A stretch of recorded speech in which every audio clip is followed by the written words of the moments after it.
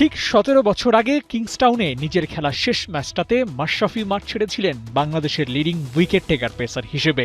লাল বলে সেই পরিসংখ্যানটার কেউ পরিবর্তন করতে পারেনি ২০২৬ সালে এসেও। কেউ কি আছো জোয়ান, থাকলে হও আগুয়ান।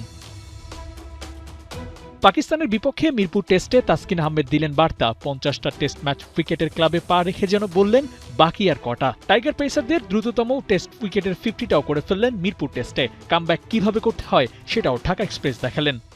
তাসকিন ওইখানে যেভাবে বোলিং করেছে ওর জন্যই আমরা হয়তো ওদেরকে খুব কম রানে আটকাতে পেরেছি, কারণ আমার জন্য অনেক ইজি হয়ে গিয়েছে।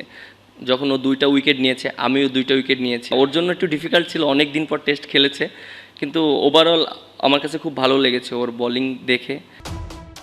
মাশরাফির ৭৮ উইকেট টপকানোর লিস্টে তাসকিনই এগিয়ে। অ্যাক্টিভ পেসারদের মধ্যে সর্বোচ্চ উইকেট এখন ওর।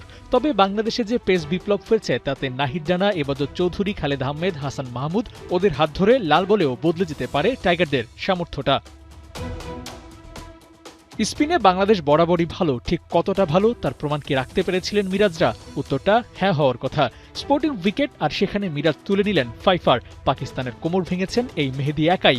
নিয়মিত বিরতিতে পাকিস্তানের ব্যাটিং অর্ডারে শুরু থেকে শেষ সব জায়গায় হাত রেখেছেন মিরাজ। আমি অনেক দিন ধরে আলহামদুলিল্লাহ অনেক কনফিডেন্ট ছিলাম আমার বোলিং নিয়ে, কারণ আপনি যদি দেখেন যে পাকিস্তান ওডিআই সিরিজ থেকে নিউজিল্যান্ড সিরিজ এবং এই সিরিজ, এবং আমি নিজে একটু কনফিডেন্স কম ছিলাম, বাট আমাকে নিয়ে অনেক কাজ করেছে। অবশ্যই এই কাজ করার মাধ্যমে কনফিডেন্সটা এসেছে। হয়তো আমি ওই সময় অনেক বেশি উইকেট পাইনি, বাট টিমের প্রয়োজনে অনেক এফেক্টিভ ছিলাম আমার কাছে মনে হয়।